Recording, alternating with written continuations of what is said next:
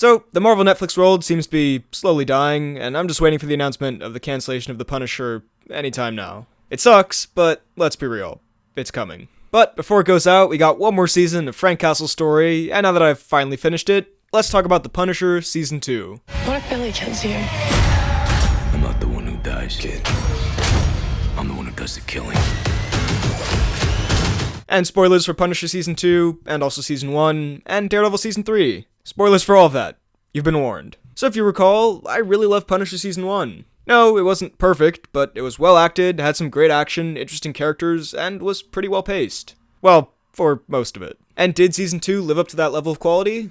Yeah, it did. I think this is close to the first season for me in terms of how much I enjoyed it, for kind of different reasons, but on the whole, it's a really great, but not perfect season. Starting off with something that I think these Marvel Netflix shows have mostly excelled at, casting and performances, Jon Bernthal returns as Frank Castle, and I honestly think he's up there with Charlie Cox's Daredevil as a perfect casting choice. And if you'll recall, I said Charlie Cox's Daredevil was up there with Robert Downey Jr. as Tony Stark, so yes, I am saying that I think Jon Bernthal's Frank Castle is one of the best comic book casting choices ever. I know this character has been played by other actors, but honestly, I can't imagine this character not being played by Bernthal now. His performance is so tied to this character for me. Not only is his performance amazing, but the character is also amazing in this, and I think might even have a more interesting arc than he did in Season 1. I mean, maybe this is because I haven't seen The Punisher Season 1 since it came out, but honestly, I can't remember anything in that first season that stuck with me as much as some of the emotional moments in this season did. When Frank goes to visit his family's graves, his whole relationship with that woman in the first episode, when he's talking to Karen in the hospital, his goodbye to Amy, and really his whole dynamic with Amy, I thought all of that was excellently done. Of course, he's still, the super tough badass that you want him to be, but they actually give him quite a lot of depth, and question his morality and methods, and it's just a really interesting character brought to life by a very compelling performance. The Rotten Tomatoes critics consensus thing, calling this an underwhelming portrayal of the charismatic Frank Castle, I couldn't disagree with that more. Speaking of Amy, I thought Georgia Wiggum was also pretty good. Initially I was like, I can imagine this character getting very annoying quite quickly, but she actually didn't for me. I really liked the dynamic her and Frank had, of her being kind of like the daughter he lost. And their goodbye at the end, honestly, almost made me tear up. The rest of the supporting cast is as great as it was last time around. Amber Rose Riva is fantastic as Madani. I like Jason Moore a lot as Curtis this season. He gets more fleshed out, and I won't say he gets more to do than in the first season, because again, haven't seen it in a while, so I can't really remember. But main point is, I like where they went with this character here. A little bummed out that Micro didn't come back, but story-wise, I understand why they didn't do that.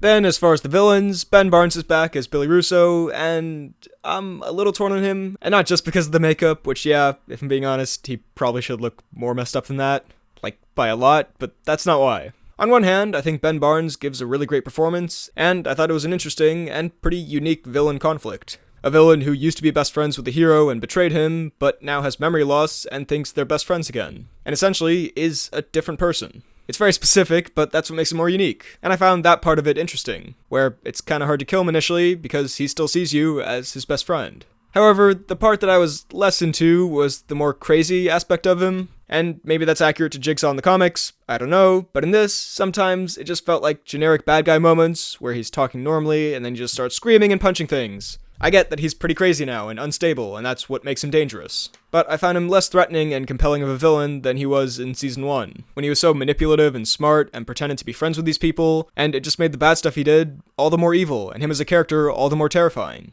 But overall, I did enjoy Ben Barnes' performance, even if I didn't love everything about the character. I also thought Floriana Lima was good as Dumont, although her whole plotline with Russo was pretty predictable from quite early on. It doesn't make it all bad, but for most of it, I was like, yeah, I know exactly where this is going. And finally, there's Josh Stewart as Pilgrim, who, as far as Marvel Netflix villains go, I'd say he's about in the middle. He gives a good performance, and as the show goes, his character does become more interesting, especially towards the end, but he's not as memorable of a villain as Kingpin or Kilgrave or Cottonmouth. For the show, in general, really, I mean, combining the great character stuff with the action, which we'll talk about in a sec, it's a very entertaining and well-made season. It never got boring, and that's not because the pacing is amazing or the story isn't a bit of a mess, which we'll also talk about in a bit, but it's because of these great characters that this stays consistently interesting. With TV shows for me, there are pretty awful shows. I can't really think of a great example because I haven't seen that much terrible TV. The only thing I can think of right now to put here is Inhumans. Then there are shows that are pretty good, but I kind of have on in the background sometimes. There's like Agents of S.H.I.E.L.D. or Iron Fist Season 2. And then there are the shows that are amazing, and I'm not just trying to get through kind of for the sake of finishing it. And that's like Daredevil or Game of Thrones or Breaking Bad. And I'd say this season of The Punisher definitely falls close to that top category. I was pretty excited to watch each new episode. Also in those categories, sitcoms like The Office and that kind of stuff are in their whole own category, because that's a different kind of show, but we'll talk about that some other time. Now, what most people think of when they hear Punisher is the action. The brutal Punisher action, and yeah, it's back here, and it's fantastic. I don't know if I could say it's on the level of Daredevil, but it's close. It's definitely on the same level of action of the first season. Well choreographed, well edited, well shot, and brutal as all hell. I don't know if there's anything as brutal as the mirror scene or the Agent Orange beatdown from season 1, but a lot of stuff gets pretty close. So much so that I don't think I can show this on YouTube without getting demonetized. And I know I say this a lot, but I really love it in a fight scene when the punches actually look like they hurt. I know it sounds like a very obvious thing, but there's some fight scenes where it's very clear that the punch did not connect at all, or that sound effect was clearly added later, and a well-done action scene makes you forget about that and not notice it. And there is a lot of that here. I will say there are a few gunfights that go on for maybe a bit too long, one in particular in episode 3, but for the most part, amazing stuff all around. And there's an action scene pretty much every episode, so if you're here for the action, there is no shortage. Now, however, as much as I enjoyed this season, there are some bad things about it. And first, I'm just going to talk about the smaller things and kind of nitpicks before I get to the one really bad thing that brings this season down a bit. There is some bad acting from some very minor supporting roles, and by that I mean just characters that pop up once for like one scene or something, but it's still there.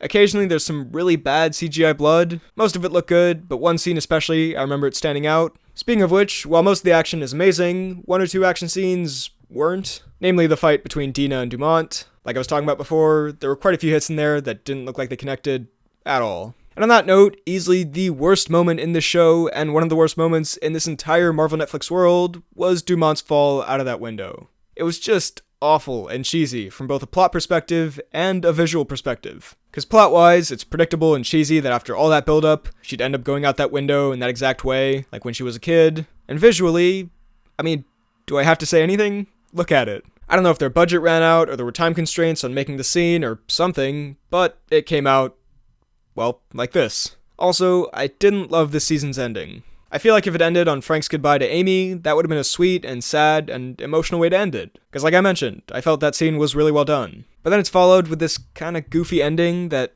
I guess is cool, but it also doesn't really fit with the rest of the show's tone. That's the thing with these Marvel Netflix shows. They're mostly quite dark and realistic. I mean, you know, relatively speaking. And then they'll throw in something kind of goofy or cheesy. Something that seems like it should be on one of those DC CW shows. Which isn't an insult to those, it's just they have incredibly different tones. I felt the same way about this as I did that Poindexter reveal at the end of Daredevil Season 3.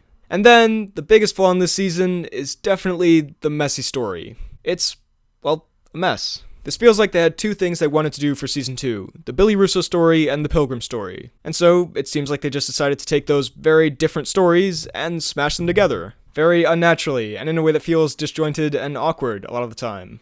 It reminded me a bit of Daredevil Season 2, where that feels like two separate seasons in one season. First 4 episodes are about the Punisher, then it's all about Elektra and the Hand, and then the Punisher shows up again a little bit towards the end. Here though, it's happening continuously throughout the whole season, and these two plot threads never really come together. I mean, they do in smaller ways, like when Frank has a bounty on his head, it's obviously going to affect everything going on around him, but it feels like two totally separate stories happening at once, and it just makes it feel a bit crowded. There's an episode where it really focuses on Billy Russo, and then the next episode, Pilgrim showed up again, and I was like, oh right, he's a character in this. I think this could have worked, having these two different plot lines going, but just mixing them a little more I think would have gone a long way to make this season feel more cohesive as a whole. In the finale, there's a part where Curtis brings out the senator, and Mahoney's like, to see if anything to do with Billy Russo, and Curtis is like, nah. I feel like that moment hilariously and accidentally shows exactly why this season feels kind of unnatural at points. I think another great example is Billy's death, which I actually really liked, just as a scene.